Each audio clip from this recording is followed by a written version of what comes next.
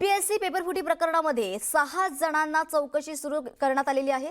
याच मुद्द्यावरून आता भाजप नगरसेवक नवनाथ बन यांनी रोहित पवारांवर गंभीर आरोप केले आहेत। या प्रकरणात अटकेत असलेल्या सुनील गाढवे हा रोहित पवारांचा निकटवर्ती असल्याचा मोठा आरोप नवनाथ बन यांनी केलेला आहे। त्यामुळे आता नव्या चर्चांना उधाण आलंय।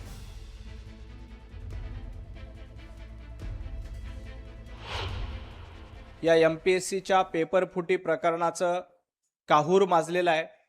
या प्रकरणामध्ये पोलिसांनी आतापर्यंत जवळपास 6 आरोपींना अटक केली आहे आणि या 6 आरोपींची चौकशी सुरू आहे। परंतु सातत्यानं रोहित पवार असेल, काँग्रेस असेल, राष्ट्रवादी काँग्रेस, शरद पवार गट असेल यांच्याकडनं सुनील गाढवे यांच्याबद्दल आरोप केले जात आहेत। आता हा सुनील गाढवे कोण आहे याची जेव्हा सविस्तर माहिती घेतली तेव्हा असं लक्षात येतं की हा सुनील गाढवे रोहित पवार यांचा राईट हँड आहे। पुण्यामध्ये एमपीएससीचं आंदोलन असेल किंवा पुण्यामध्ये एमपीएससीचे वेगवेगळे प्रश्न असतील, या प्रकरणामध्ये रोहित पवार आणि सुनील गाढवे एकमेकांना सोबत घेऊन काम करतायत। आणि फक्त रोहित पवार नाही तर या सुनील गाढवे यांचे स्वतः माननीय शरद पवार साहेबांसोबतचे फोटो बघा। यात सुनील गाढवे आणि पवार साहेब एकमेकांच्या शेजारी ओळखीचे असल्यासारखे उभे आहेत। हा एक फोटो नाही, हा माननीय पवार साहेबांसोबतचा आणखी एक वेगळ्या ठिकाणचा फोटो सुनील गाढवे आणि शरद पवार साहेब। एवढंच नाही, जे रोहित पवार एमपीएससी प्रकरणामध्ये नाकाने कांदे सोलतायत त्या रोहित पवार आणि सुनील गाढवे यांचे देखील फोटो आहेत। फक्त फोटो नाही, हा एक फोटो नाही, असे शेकडो फोटो रोहित पवार आणि सुनील गाढवे यांचे आहेत।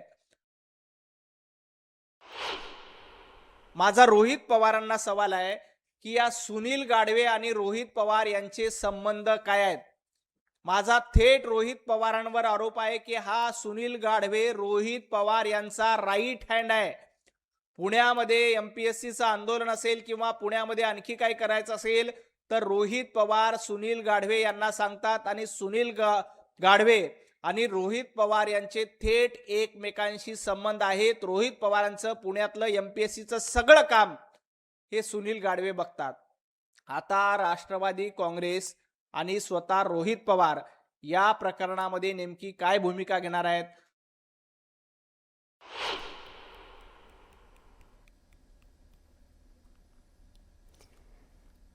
दरम्यान सर्वात एमपीएससी पेपरफुटी प्रकरणामध्ये आता 6 जणांची चौकशी सध्या सुरू आहे आणि त्यातील एक जो संशयित आहे सुनील गाढवे यांचे रोहित पवारांशी निकटवर्तीय ते असल्याचे सांगण्यात येत आहे। असा आरोप नवनाथ बन यांच्याकडून करण्यात येतोय। सुनील गाढवे जे एक संशयित आहे तर ज्यांना अटक करण्यात आलेली आहे त्यांचे आणि रोहित पवार यांचे जवळचे संबंध असल्याचे आरोप आता सध्या नवनाथ बन यांच्याकडून करण्यात येत आहेत आणि त्या संदर्भात त्यांनी काही फोटोज देखील दाखवलेले आहेत। प्रेस कॉन्फरन्स दरम्यान त्यांनी हा दावा केलेला आहे, असे आरोप त्यांनी केलेले आहेत रोहित पवारांवर। एमपीएससी पेपरफुटी प्रकरणामध्ये ज्या 6 जणांची चौकशी सध्या सुरू आहे त्यातील एक म्हणजेच गाढवे जे आहेत त्यांच्यावर आरोप करण्यात आलेले आहेत आणि त्यामुळे त्यांचे आणि रोहित पवार यांचे जवळचे संबंध असल्याचे आरोप सध्या नवनाथ बन यांच्याकडून करण्यात येतात। तर या प्रकरणात आता अटकेत असलेले सुनील गाढवे हे रोहित पवारांचे निकटवर्ती असल्याचा देखील मोठा आरोप नवनाथ बन यांच्याकडून करण्यात येतो आणि त्यामुळे आता नव्या चर्चांना उधाण आलेलं आहे। नवनाथ बन यांनी आताच काही वेळापूर्वी पत्रकार परिषदेतून रोहित पवार आणि सुनील गाढवे यांचे काही फोटो सोबतचे दाखवलेले आहेत आणि त्याचबरोबर रोहित पवार आणि सुनील गाढवे हे निकटवर्ती असल्याचे आरोप त्यांनी केलेले आहेत।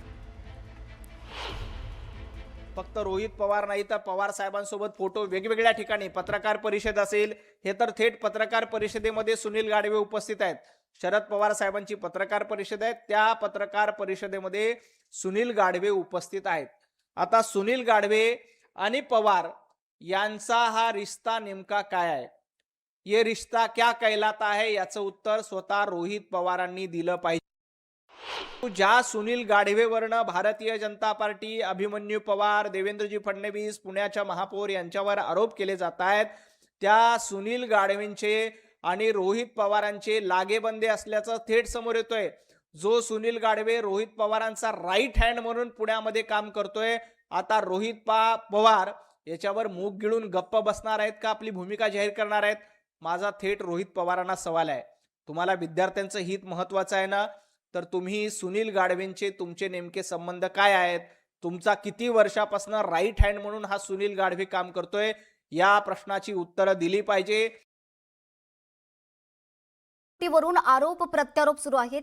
पेपर प्रेम प्रकरणातून फुटल्याचं मंत्री महाजनांनी सांगितलंय, तर सरकार अपयश लपवण्यासाठी खोटं पसरवतंय असा आरोप वडेट्टीवारांनी केलाय. म्हणजे इतकी काळजी घेऊन सुद्धा पेपर फुटतात कसे काय, हा मोठा संशयाचा विषय आहे. आता हा प्रेम प्रकरणातून त्याची मुलगी ती कोणावर प्रेम करते, त्याला दिला, तो नापास झाला आणि म्हणून हे बिंग फुटलं, ते बरं झालं.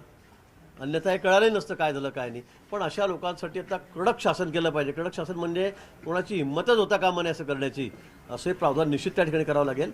पण या पुढच्या काळामध्ये पेपर फुटूच नये किंवा असं कुठेही प्रकार वंचित घडता कामा नये यासाठी सरकार खूप गांभीर्याने विचार करत आहे. मला वाटतं लवकरच काहीतरी नवीन सिस्टीम त्यामध्ये अडॉप्ट केली जाईल. मी पूर्णपणे जबाबदारीनं आरोप करतोय. केवळ तो लव्ह स्टोरीमुळे किंवा याच्यामुळे झालेला एक घटना जरी पुढे आली असेल तरी पण MPSCच्या परीक्षामध्ये प्रचंड मोठा सावळा गोंधळ आहे आणि त्याचा फायदा सत्ताधारी पक्षातील माझ्याकडे, मी जबाबदारीनं माझ्याकडे काही पुरावे येतील आणि आहेत सुरू. वळूयात पुढच्या बातमीकडे. शरद पवारांच्या राष्ट्रवादीच्या खासदार सुप्रिया सुळे यांच्याकडे ओबीसी प्रमाणपत्र असल्याचा मोठा दावा काँग्रेस नेते विजय वडेट्टीवारांनी केलाय. तसेच अर्ध्या मराठ्यांनी ओबीसी प्रमाणपत्र घेतल्याचं मोठं वक्तव्य देखील वडेट्टीवारांनी केलंय. जरांगे पाटलांना कदाचित माहीत नसेल, पण जेवढे मोठे नेते आहेत त्यांच्याकडे ओबीसी प्रमाणपत्र आहे. सुप्रिया सुळेंकडेही हे प्रमाणपत्र असल्याचा दावा केल्यानं चर्चांना उधाण आले. तसेच सगळ्यांनीच ओबीसीचं प्रमाणपत्र घेऊन ठेवल्याचा टोलाही त्यांनी लगावलेला आहे. यावेळी बोलताना त्यांनी जोरदार टोलाही लगावलाय. ओबीसींनी जनरल व्हावं आणि सगळ्यांनी ओबीसीत यावं असा टोलाही त्यांनी यावेळेस लगावलेला आहे.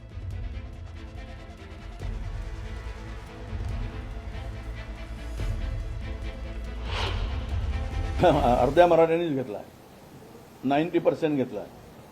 ते काय आता जरांगे पाटलांना जरा माहिती कदाचित नसेल, पण जेवढे मोठे नेते आहेत सुप्रिया सुळेंच्याकडे पण आहे. हो, सगळ्यांच्याकडे आहे.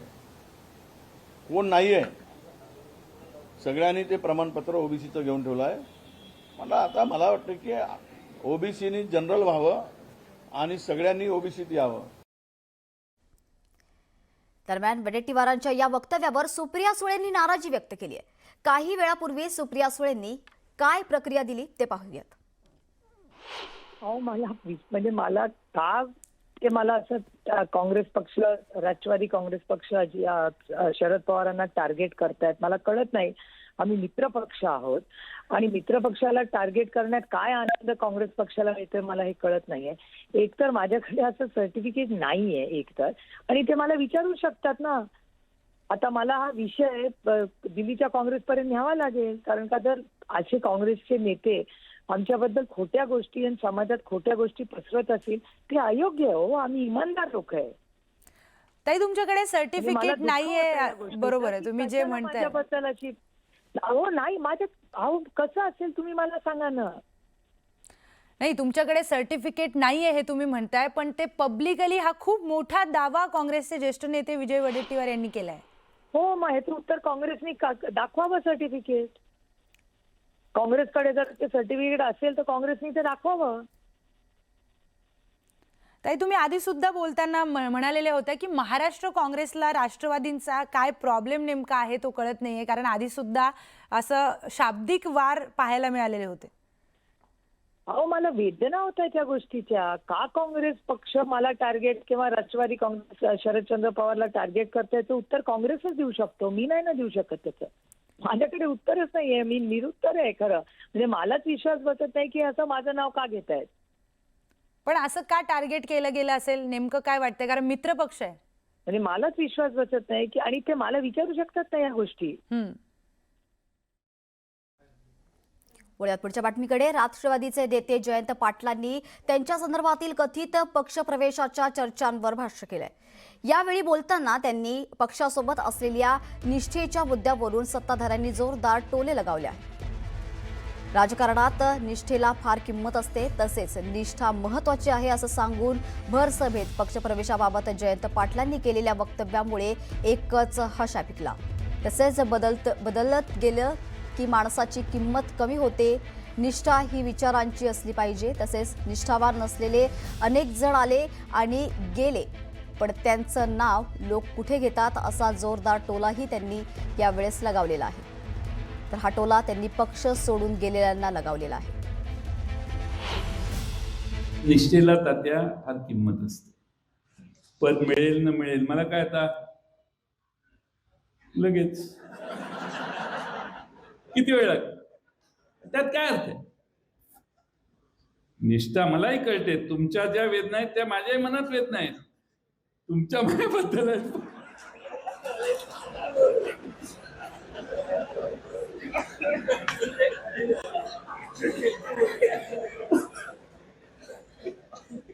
पण गत सोडायची नसते. पतंगराव कदमांनी मला सांगितलं.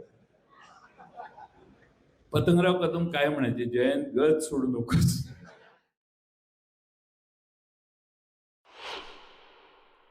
निष्ठा ह्याला फार महत्व आहे. निष्ठेला जी व्हॅल्यू आहे त्या ती दुसऱ्या कुणालाही नाही.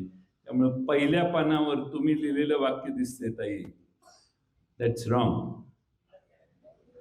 निष्ठा कधी कधी बुडल्यासारखी वाटते, पण पूर येऊन गेल्यावर त्या निष्ठेकडेच लोक बघतात. हे कधीही विसरू नये.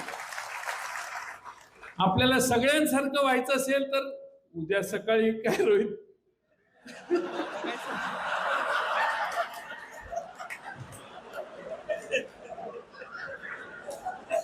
आम्ही 10 आमदार आहे, 8 खासदार आहेत, पण आधी काय सबस्टन्स आहे की नाही तुमच्यात. बदलत गेलं ना तर त्या माणसाची व्हॅल्यू देखील तेवढीच खाली जाते. निष्ठा नाही ठेवली तर माणसाचं महत्व कमी होतं. निष्ठा विचारांची असली पाहिजे आणि निष्ठा माणसांची पण असली पाहिजे. त्यामुळं निष्ठावान नसलेले अनेक जण आले आणि गेले, नावं कुठे घेतात लोक. पण तुमच्या वाढदिवसाच्या तुमच्या पुस्तकाच्या प्रकाशनाला एवढे आणि बाहेर अनेक जण का थांबले. हा निष्ठावंत माणूस आहे. तात्या काय बोलतो हे ऐकायला देखील या ठिकाणी माणसं आहे. दरम्यान राष्ट्रवादीचे नेते जयंत पाटील यांनी एकदा मुख्यमंत्री व्हावं अशी इच्छा सांगली जिल्हा मध्यवर्ती सहकारी बँकेचे माजी अध्यक्ष दिलीप पाटील यांनी व्यक्त केली आहे. ईश्वरपूरमध्ये त्यांच्या बहुआयामी चरित्र ग्रंथाच्या प्रकाशन सोहळ्यात ते बोलत होते.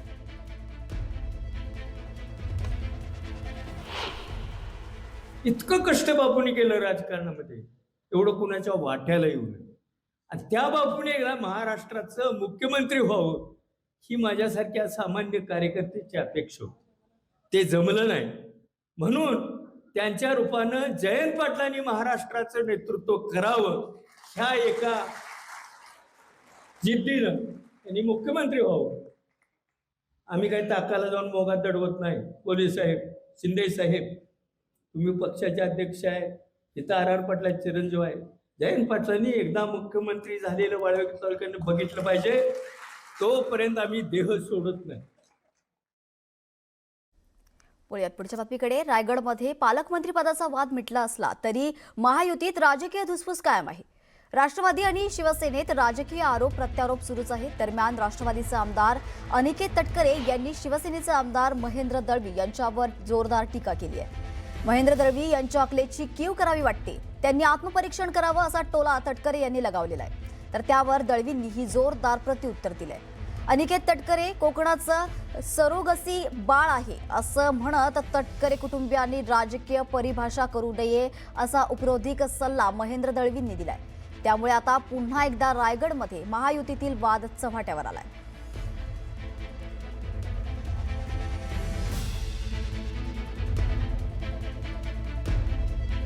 महेंद्र दळवींच्या एकंदरीत आकलन शक्तीची अकलेची क्यू मला करायची वाटते. विधानसभेच्या निवडणुकीमध्ये किती वेळा तटकरे साहेबांकडे आल्या आणि किती वेळा काय काय गोष्टी झाल्या. आत्तासुद्धा जिल्हा परिषदची निवडणूक झाल्यानंतर स्वतःच्या पत्नीला जिल्हा परिषद अध्यक्ष करण्याकरता हेच महाभाग तटकरे साहेबांच्याकडे 2-2, 3-3 वेळा दिल्लीपासून फेऱ्या मारून आले. खरं तर त्यांचा राजकीय जन्म झालाच नसता. मुळात कोकणवासियांनी किंबहुना आमच्या भरतशेठ असतील, महेंद्र थोरवे असतील, महाराष्ट्राचे मुख्यमंत्री, दोन्ही उपमुख्यमंत्री असतील, आमचे शिंदेसाहेब असतील, यांनी खरं तर त्याला दुजोरा दिला. फॉर्म काढला नसता तर लढाई होऊन आम्ही नक्की जिंकलो असतो. म्हणून मला सांगितलं की सर्वोशी बाल जन्माला आले, त्याने आमच्याविषयी आखले तारे तोडूच नये आणि विशेषतः तटकरे फॅमिलीनी राजकीय परिभाषा करू नये. यानंतर एक ब्रेकिंग न्यूज समोर येते. कानपूरमध्ये प्रशिक्षणार्थी विमानाचा भीषण अपघात झाला.